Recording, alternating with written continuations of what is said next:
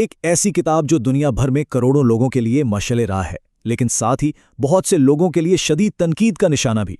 तो आज हम पाउलो कोएल्हो की दी एल्केमिस्ट के पीछे छुपे राज को समझने की कोशिश करेंगे कि आखिर ये किताब इतनी मुतनाज़ा क्यों है। सबसे पहले जरा इसके स्केल की बात करते हैं। 150 मिलियन से ज्यादा कॉपियां। जानते हैं ये कितना है? ये तकरीबन रूस की पूरी आबादी के बराबर है। इस बेपनाह कामयाबी ने इसे एक जदीद क्लासिक का दर्जा दे दिया है, एक ऐसी किताब जो नस्ल दर नस्ल पढ़ी जा रही है। लेकिन यहीं से बात दिलचस्प होती है। इस सारी कामयाबी के बावजूद कहानी का एक दूसरा रुख भी है। जैसा कि एक रेडिट सारिब ने कहा, बहुत से लोग इसे सतही समझते हैं।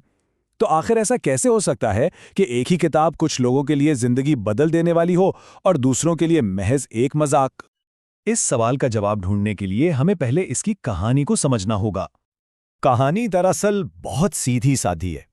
एक नौजवान चरवाहा है। वो एक ख्वाब देखता है और उस ख्वाब को सच करने के लिए अपना सब कुछ दांव पर लगा देता है। ये मुहिमजोई की एक क्लासिक कहानी है। अच्छा, यहाँ पर जो असल दिलचस्प बात है ना, वो ये है कि नाकदीन कहते हैं कि ये प्लॉट हीरो के सफ़र के क्लासिक फार्मूले पर चलता है। ये एक आजमूदा फार्मूला है जो हमने अनगिनत कहानियों में देखा है, स्टार वॉर्स से लेकर हैरी पॉटर तक। एक बुलावा आता है, मुश्किलों भरा सफ़र शुरू होता है और आखिर में एक ऐसी हकीकत सामने आती है जो हीरो की ज़िंदगी बदल देती है। कुछ लोगों के लिए यही फार्मूला इस कहानी को बहुत प्रिडिक्टेबल यानी काबिल क़यास बना देता है। लेकिन कहानी से भी बढ़कर इस किताब की असल जान इसका फ़लसफ़ा है, जिसने लाखों पढ़ने वालों को अपना दीवाना बनाया है। किताब का जो मरकज़ी ख्याल है वो है पर्सनल लेजेंड या ज़ाती दास्तान, यानी ये ख्याल कि हर इंसान की ज़िंदगी का एक ख़ास मकसद होता है, एक ऐसी तकदीर जिसे पूरा करने के लिए ही वो पैदा हुआ है। और यही बात कोएल्हो के फ़लसफ़े को एक अलग ही सतह पर ले जाती है। वो इसे कोई ऑप्शन नहीं बल्कि एक बुनियादी फ़र्ज़ के तौर पर पेश करते हैं। उनके मुताबिक अपनी ज़ाती दास्तान के पीछे जाना ज़िंदगी में हमारी सबसे बड़ी बल्कि वाहिद हकीकी ज़िम्मेदारी है।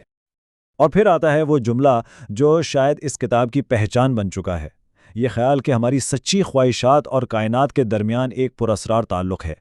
यही वो पैगाम है जिसने दुनिया भर में लाखों लोगों को उम्मीद और हौसला दिया है। मगर यही सादगी और उम्मीद भरा पैगाम, यही वो जगह है जहां से असल बहस शुरू होती है। देखें, राय में कितना बड़ा फ़र्क है। एक तरफ दी गार्डियन जैसे इदारे इसे मुतासिर कुन शाहकार कहते हैं, तो दूसरी तरफ रिपब्लिक पॉलिसी जैसे नाकदीन इसे फॉर्मूले पर मबनी और मौलिकता से खाली करार देते हैं। यही तकसीम हमें आम पढ़ने वालों में भी नज़र आती है, जहां कुछ इसे खामोश जादू कहते हैं तो कुछ इसे महज दिखावा समझते हैं। तो फिर सवाल यही उठता है, क्या दी एल्केमिस्ट वाकई कोई गहरी हिकमत पेश करती है या ये सिर्फ सुनने में अच्छी लगने वाली लेकिन खोखली बातों का मजमुआ है? अच्छा, इस सारी बहस को देखने का एक और जाविया भी हो सकता है। क्या हो अगर इस किताब की जिन चीज़ों को कमज़ोरी समझा जा रहा है वही दरअसल उसकी सबसे बड़ी ताकत हो? ये एक बहुत ही ज़बरदस्त नुक्ता है। अगर हम दी एल्केमिस्ट को एक पेचीदा गहरे नॉवल की तरह ना देखें बल्कि एक सादा सी जदीद दौर की तमसील या पैराबल के तौर पर देखें तो सारी तस्वीर ही बदल जाती है। ये एक ऐसी कहानी है जो हम सबके अंदर के उस बच्चे से बात करती है जो कभी ख्वाब देखने से नहीं डरता था। तो इस नज़र से देखें तो सादगी इसकी कोई खामी नहीं बल्कि इसकी सबसे बड़ी ताकत बन जाती है। यही सादगी इस किताब को सकाफत और ज़बान की सरहदों से पार ले जाती है और इसके पैगाम को हर किसी के लिए आसान और काबिल फ़हम बनाती है। और शायद आखिर में दी एल्केमिस्ट के बेपनाह मकबूलियत का राज यही है। ये सिर्फ एक किताब नहीं बल्कि हमारी इस जदीद पेचीदा होती दुनिया का एक अक्स है। ये उस दुनिया की अक्कासी करती है जहां लोग आज भी उम्मीद, मकसद और इस यकीन की तलाश में हैं कि कायनात उनके खिलाफ नहीं बल्कि उनके साथ है।